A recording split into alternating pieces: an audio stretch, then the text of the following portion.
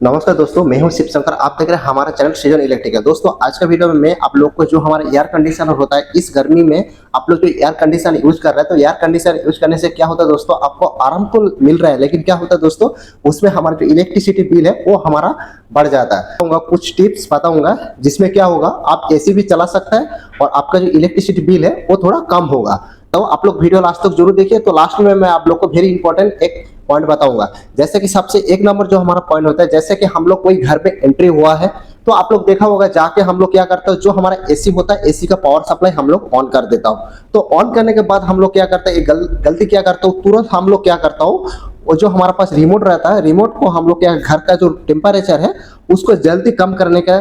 चक्कर में हम लोग क्या करता हूँ, जो हमारा रिमोट रहता है उसका टेम्परेचर हम लोग क्या पूरा कम कर देता है। लास्ट है 16 डिग्री टेम्परेचर, तो 16 डिग्री में हम लोग लेके आ जाता हूँ तुरंत रिमोट। तो उसमें क्या होता है दोस्तों, जो हमारा कंप्रेसर होता है, जैसे कि आप लोग देखा होगा, जो हमारा स्प्लिट एसी होता है उसमें हमारा आउटडोर यूनिट होता है और एक हमारा इंडोर यूनिट होता है। तो इंडोर वाला जो यूनिट होता है वो हमारा रूम का अंदर लगा रहता है, लेकिन जो आउटडोर यूनिट होता है दोस्तों वो हमारा बाहर लगा रहता है। तो उधर से ही हमारा जो कूलिंग है वो हमारा इंडोर में आता है, तो उधर से हमारा यार जो है रूम पे हमारा डिस्ट्रीब्यूशन होता है। लेकिन सबसे पहले जो आपको ये चीज ध्यान देना पड़ेगा, आप रूम का अंदर एंट्री हो गया है, एंट्री होने के बाद आप एसी ऑन कर दिया, तो एसी ऑन करने के बाद तुरंत आपको क्या है, जो टेम्परेचर है उसको तुरंत डाउन नहीं करना है। तो उसमें क्या होता है दोस्तों, जो हमारा कंप्रेसर रहता है, तो उस कंप्रेसर में क्या प्रेशर आता है, तो स्टार्टिंग का टाइम पे क्या होता है, इस टाइम पे आप ज्यादा टाइम उसको टेम्परेचर कम करके रखेगा, तो आपका जो कंप्रेसर है वो ज्यादा टाइम चलने के लिए कोशिश करेगा, क्योंकि आपका जो रूम है उसको कूलिंग करने के लिए। तो उस टाइम पे क्या होता है, आपका जो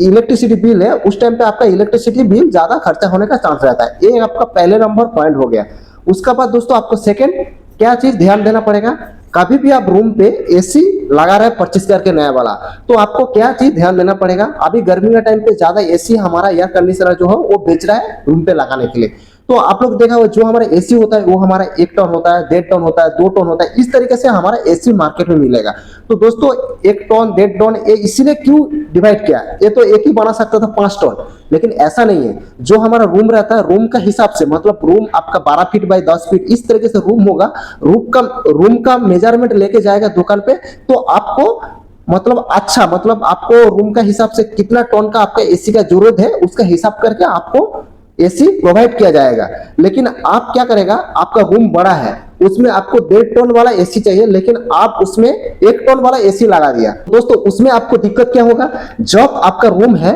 रूम कूलिंग हो रहा है, मतलब आप एसी चालू कर दिया, लेकिन रूम ज्यादा होने की वजह से क्या होता है, वो रूम को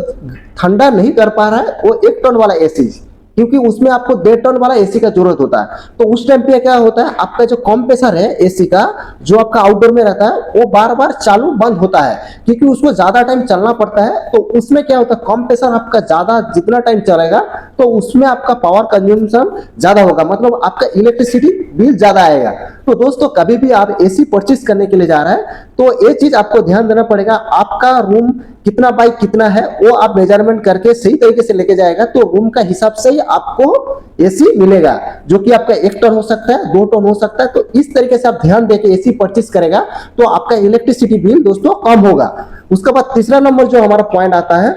अक्सर आप लोग देखा होगा, जो हमारा घर पे हमारा मान लीजिए 3 रूम है, तो 3 रूम पे आपका 3 एसी लगा है। तो आप देखा होगा, जो हमारा वीकली होता है, वीकली में हमारा क्या संडे का दिन हमारा छुट्टी रहता है, तो छुट्टी का दिन पे आप लोग क्या एक साथ में घर पे रहता है, तो आप उस दिन कोशिश करिए, जो आपका 3 रूम है, 3 रूम पे अलग अलग जगह पे एसी लगा है, तो जिस टाइम पे मान लीजिए आप टीवी देख रहे हैं, टीवी आपका हॉल में लगा रहता है, तो टीवी हॉल में जिधर लगा रहता है उधर आपका एक एसी चलना चाहिए, और रूम पे आपका अलग अलग एसी चल रहा है। लेकिन आप देख रहे हैं, आप दिन में जिधर ज्यादा टाइम आप रह रहा है उधर एक साथ में आप रहने के लिए कोशिश करेगा, तो क्या होगा, उधर आपका एक एसी चलेगा, तो उसमें भी आपका इलेक्ट्रिसिटी जो बिल है वो भी बचेगा, क्योंकि एक आदमी इधर रह रहा है, एक आदमी उधर रह रहा है, लेकिन क्या करेगा, एक साथ में आप रह सकता है कुछ टाइम के लिए, तो उसमें क्या होता है दोस्तों, आपका इलेक्ट्रिसिटी बिल जो है वो कम होगा, क्योंकि आप 3 एसी चलाने के बजाय आप 1 एसी चला रहा है, तो उसमें आपका इलेक्ट्रिसिटी बिल जो है वो आपका बचत होगा। दोस्तों मैं आप लोग को प्रैक्टिकल जो एक्सपीरियंस होता है उसका हिसाब से मैं आप लोग को सजेस्ट कर रहा हूँ। इसके बाद दोस्तों जैसा कि आप लोग देख रहे हैं, ये हमारा एसी का रिमोट है, तो एसी का रिमोट में आप लोग देखा होगा, इसमें हमारा एक पावर सेविंग मोड आता है, बटन आता है, तो उसको आप एक बार प्रेस करके रखेगा, तो आप क्या होता है, उसमें आपका जो बिजली के बिल है वो आपका दोस्तों कम आता है। और उसका बाद दोस्तों और एक चीज मैं आप लोग को बता दूं, जो आपको हमेशा 2-3 महीना में मेंटेन रखना जरूरी है, नहीं तो आपका इलेक्ट्रिसिटी बिल जो है कभी भी कम नहीं आएगा। मैं जितना सारा पहले पॉइंट बताया वो आपका कम नहीं होगा, क्योंकि आप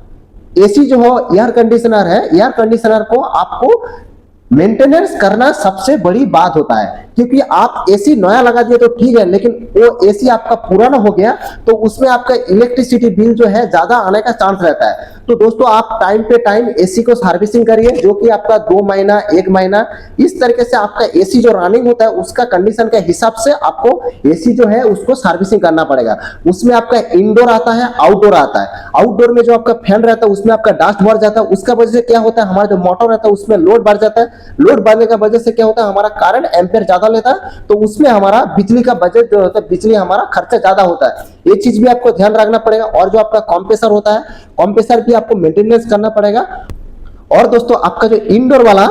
जो हमारा स्प्लिट एसी होता है उसमें जो आपका देखने का ओपन करके सर्विस जैसा हो रहा है, तो उस टाइम पे उसमें हमारा एक फिल्टर लगा रहता है, तो उस फिल्टर में हमारा क्या डस्ट भर जाता है। तो वो सब क्या आपको पहले 2-3 महीने में एसी को अच्छा से सर्विसिंग करके रखना पड़ेगा। ये चीज आप फॉलो करेगा तो मैं गारंटी देता हूं आपका इलेक्ट्रिसिटी जो बिल है और बहुत ही कम होगा। और दोस्तों सबसे लास्ट वाला जो मैं पॉइंट आपको बताता हूँ, जो लोग नया ना एसी खरीद करने के लिए जा रहे हैं तो आप लोग उसमें देख लेने का, उसमें आपका 1 साल में कितना पावर कंजम्पशन हो रहा है, मतलब जिसमें हमारा पावर कंजम्पशन कम हो रहा है इस तरीके से लिखा रहता है, उसमें 3 स्टार 5 स्टार इस तरीके से लिखा रहता है, वो देख के थोड़ा दोस्तों परचेज करने का। क्योंकि आप शायद 5 स्टार लेगा तो 3 स्टार से आपका 5 स्टार का रेट ज्यादा होगा, लेकिन आप थोड़ा पैसा ज्यादा पे करके उसको परचेज करेगा तो वो चीज आपका जो एसी होगा वो आपका अच्छा होगा। बाद में आप एक बार इन्वेस्ट करके खरीद करेगा तो नेक्स्ट टाइम पे क्या होगा, आपका जो बिजली का बिल है वो आपका कम होगा। तो दोस्तों आज का वीडियो में मैं आप लोग को जो हमारा एसी होता है, एयर कंडीशनर होता है, तो उसमें आपको बिजली का बिल कैसे कम करना है वो मैं आप लोग को कुछ टिप्स शेयर किया हूं। दोस्तों वीडियो अच्छा लगा तो कोई प्लेटफॉर्म में जरूर शेयर करने का दोस्तों में। और दोस्तों आप अगर हमारे चैनल पे नए हो तो हमारे चैनल को जरूर सब्सक्राइब करके ऑल नोटिफिकेशन वाला बेल आइकन प्रेस करके हमारे साथ जुड़ा रहिए इस तरीके से वीडियो मिलने के लिए। चलिए फ्रेंड्स आज के लिए इतना तक है, धन्यवाद, जय हिंद दोस्तों।